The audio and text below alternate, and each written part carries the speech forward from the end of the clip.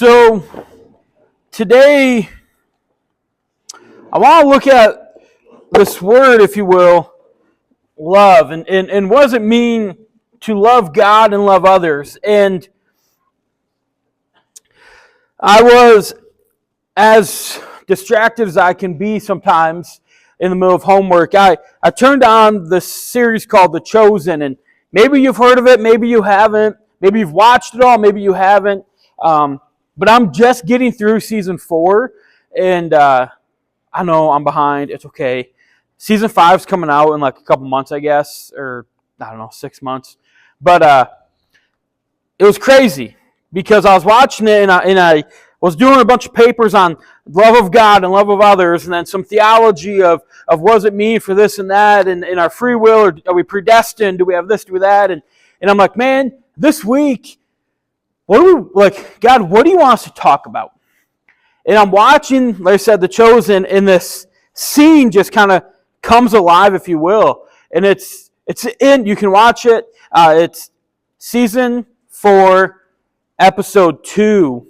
And it's this perfect picture of what love is. And I want to set the stage a little bit for you. And it's this scene of Matthew, who is one of the apostles, who was a tax collector, who Jesus called out of that. And a tax collector in that time was seen as someone that robbed people, someone that was dishonest or not trustworthy. And then you have Simon, who is one of the most outspoken apostles, who later becomes Peter. So we have Simon, Peter, and Matthew. And you see, Simon and his brother were fishermen. And at the time, they had this grievous, just outstanding debt to the government. Their back taxes owed. They had a bunch of stuff that they owed. And Matthew was scheming to try to get them essentially put in jail because of all the money they owed. And I love it because Matthew has found a way to get really Simon and his brother in jail. And this not hatred, but this like animosity between them now. Now it's been going for a couple seasons, and we see finally this all come to a halt. And I love it because it truly shows who Jesus is. Matthew goes to Jesus after he says to Simon, "Your name will no longer be Simon, but Peter, and on this church, or on this, I will build my church on this rock."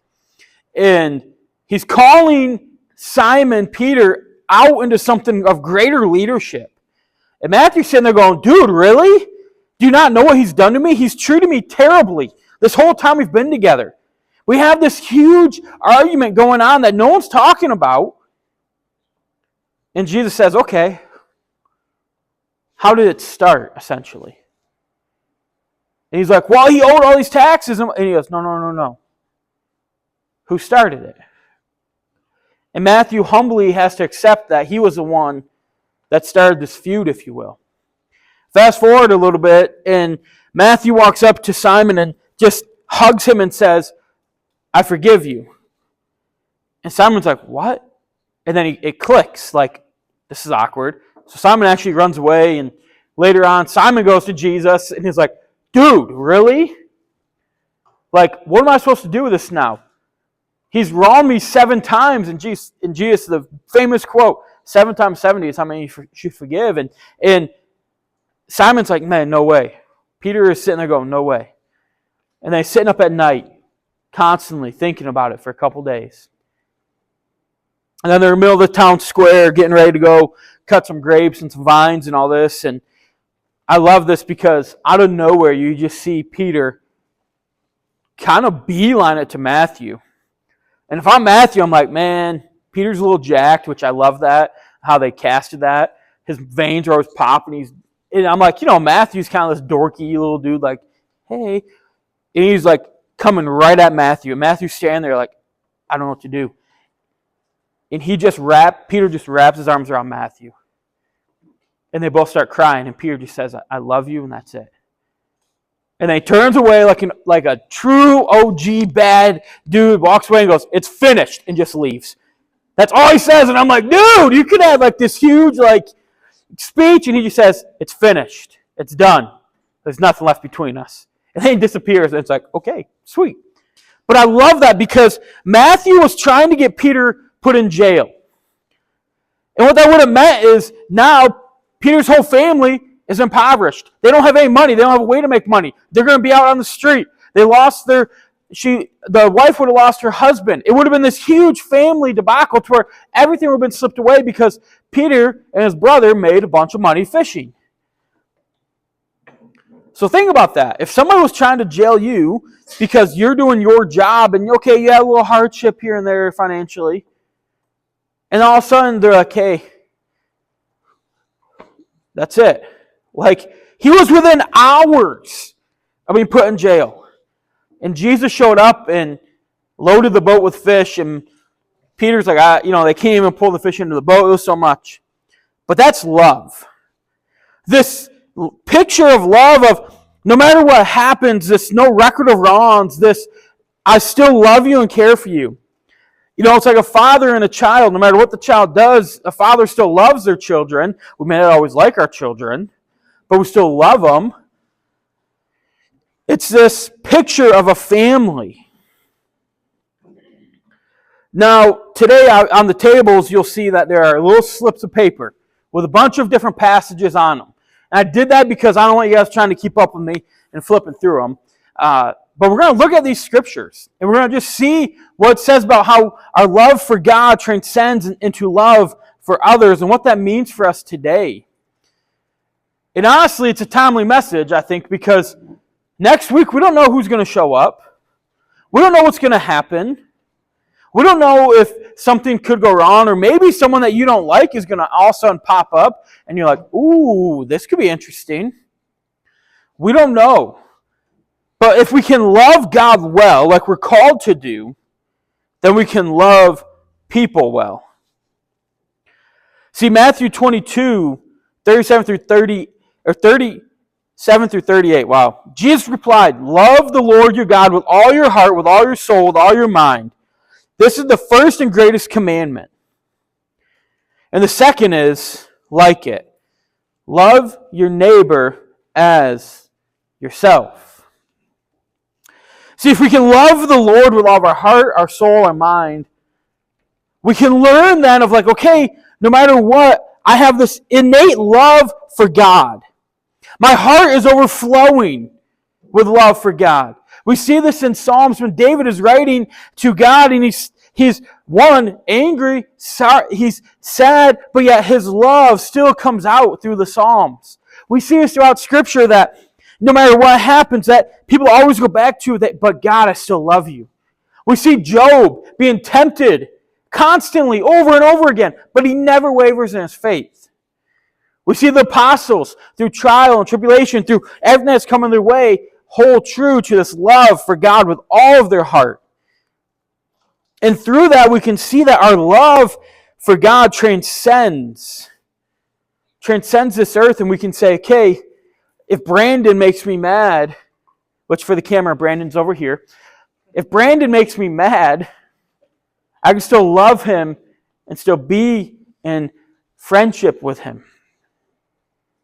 We see that love your neighbor as yourself, and we see also in the scripture it says, well, who's my neighbor? Everybody. Everybody's your neighbor. It's not just who you live next to, who we sometimes we don't choose our neighbors who we live next to, but everybody, who we go to work with, who we go to school with, who we hang out with. If we're at the restaurant, last night my family and I enjoyed some Chinese. If we're at the Chinese restaurant, to be able to love everybody around us. The waitress, when she doesn't bring me my drink when I want it. I was thirsty, man. I'm like, come on. Like, your tip's going down. I'm just kidding. But to love our neighbor. We can love others through loving God. 1 Corinthians 13, 2 and 3 says, if I have the gift of prophecy and can fathom all mysteries and all knowledge, and if I have a faith that can move mountains, but do not have love, I am nothing.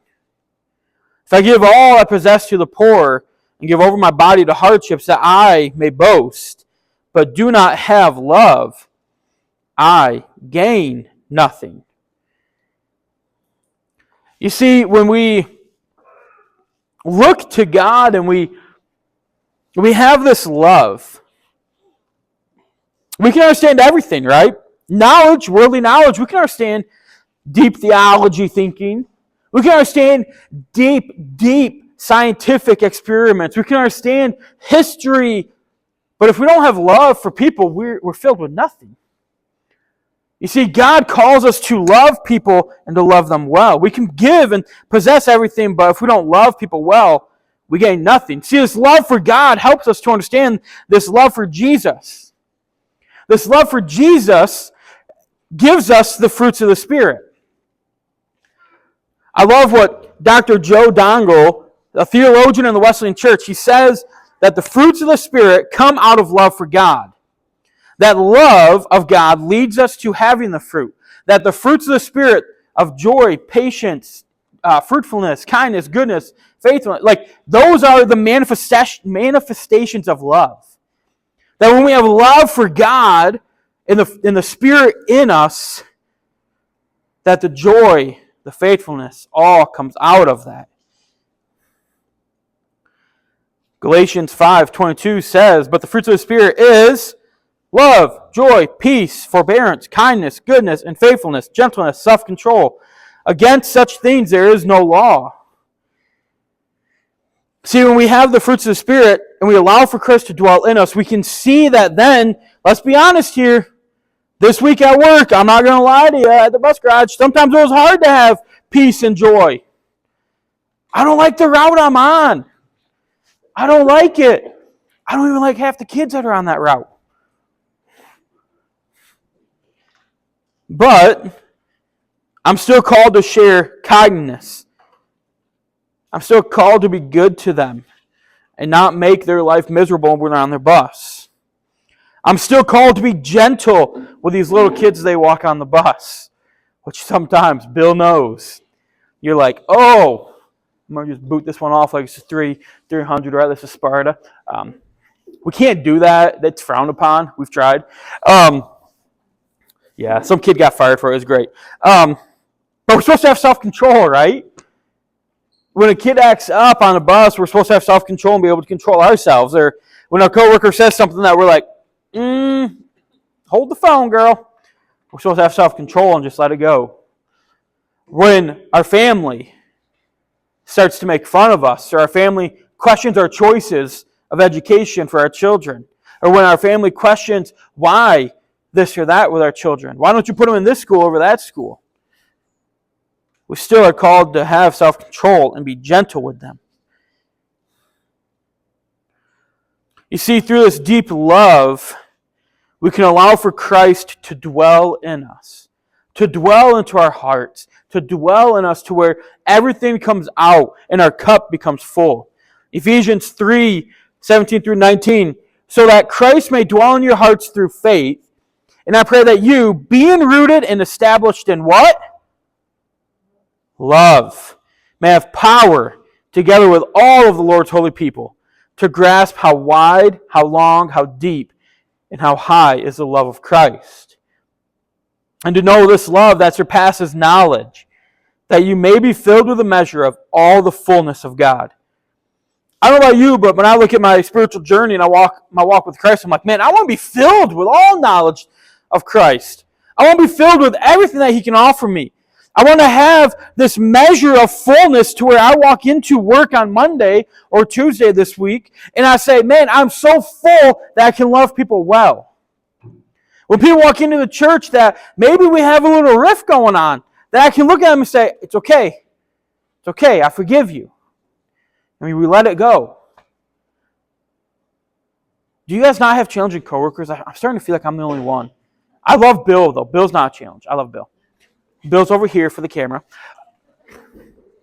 That's going to be my new joke, Brandon. Thank you. I love it. For those that don't know, watch Brandon's sermon and you will get the joke. Or if you were here, you would understand it. A little shout out to the 2 weeks ago.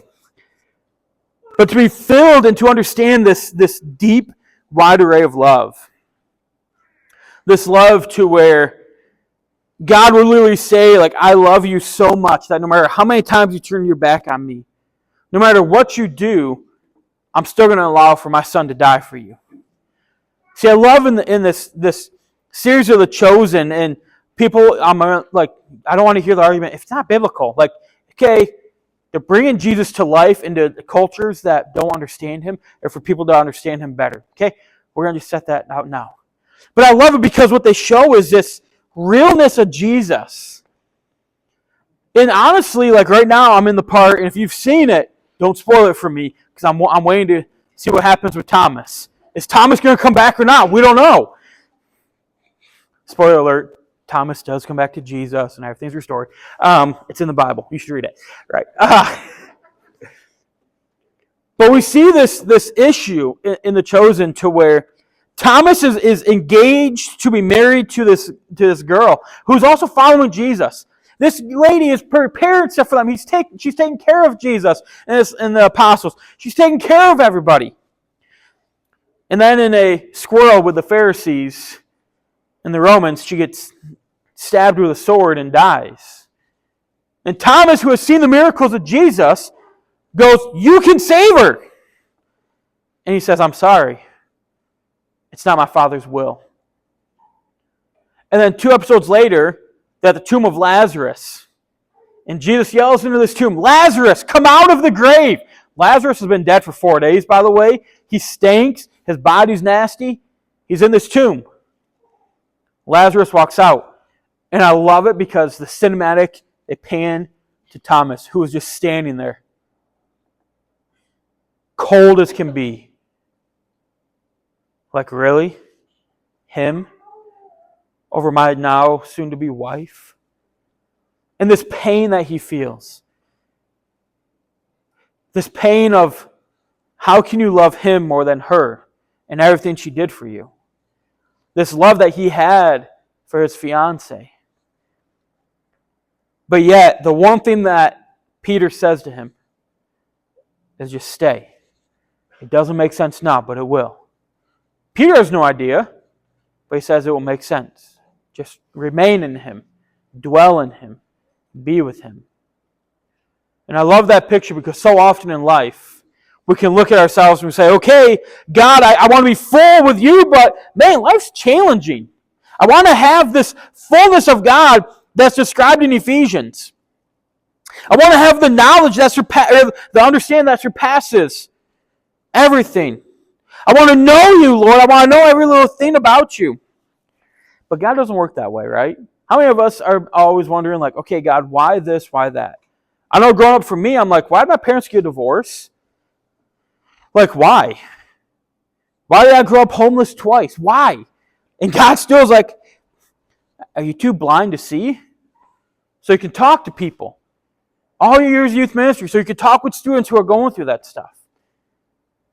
Now we're in an area to where homelessness is a epidemic, I'll say, in Cadillac. There's a lot of homeless people here.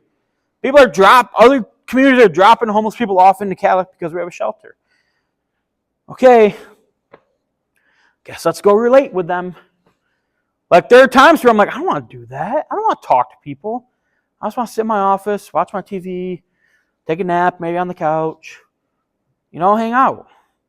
But God's like, no. I've given you this love from me, and I've given you this pain, this sorrow, so you can help other people discover what it means to have this measure of fullness of God. And you see, when we do that, we start to see our calling and what God's uniquely gifted us for. We continue on in Ephesians, now chapter 4, and it says, "As a prisoner for the Lord, then, I urge you to live a life worthy of the calling you have received. Be completely humble and gentle. Be patient, bearing with one another in love. Make every effort to keep the unity of the Spirit through the bond of peace. There is one body and one Spirit, just as you were called to one hope when you were called.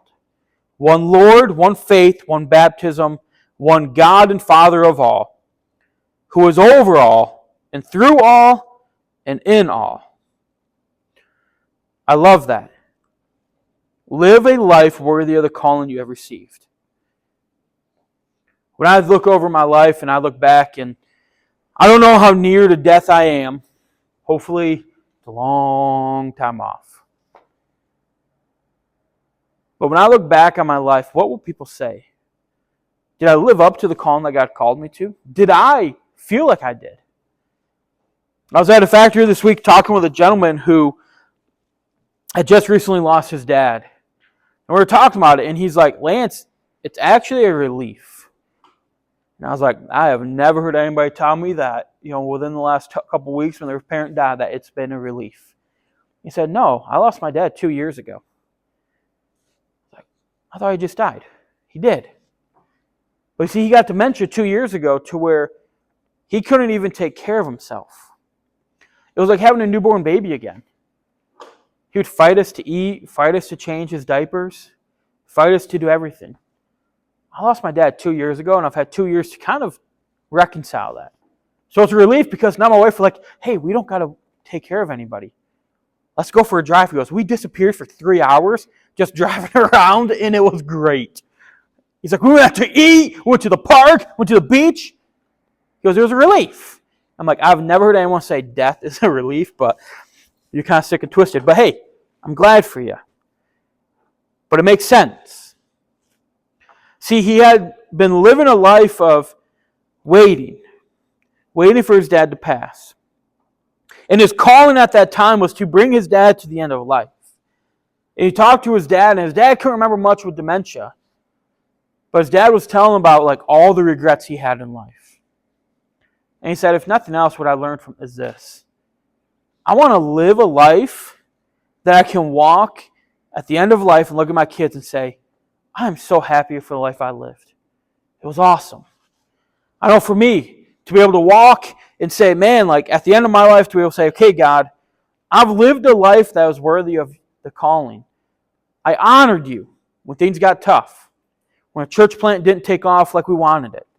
When Rechurch the first Sunday didn't have 85,000 people.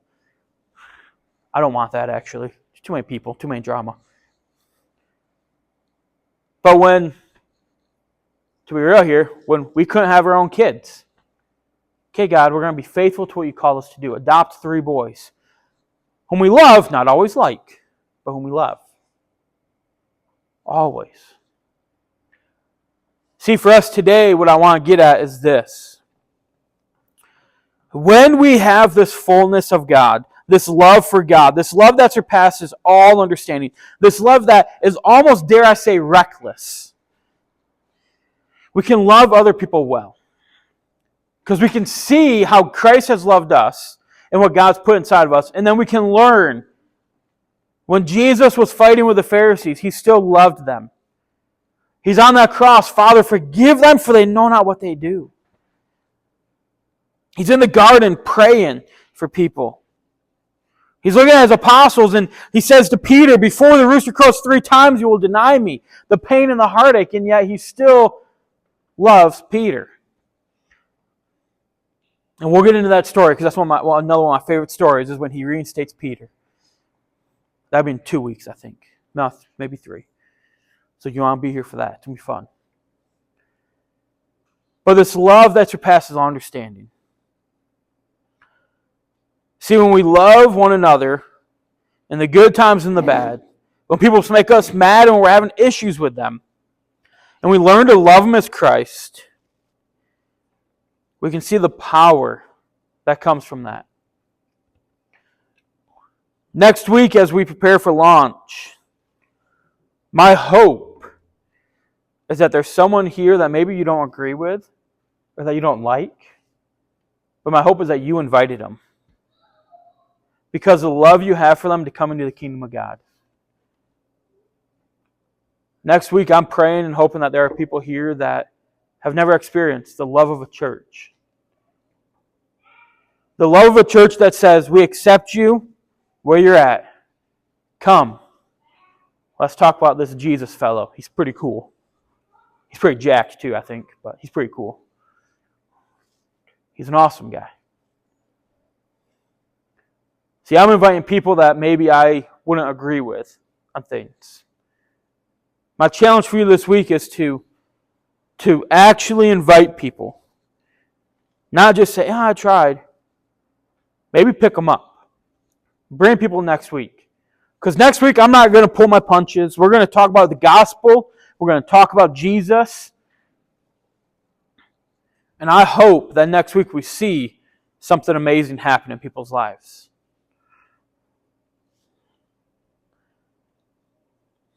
I want us to be ready next week for whoever walks through those doors, to welcome them in and to love them well.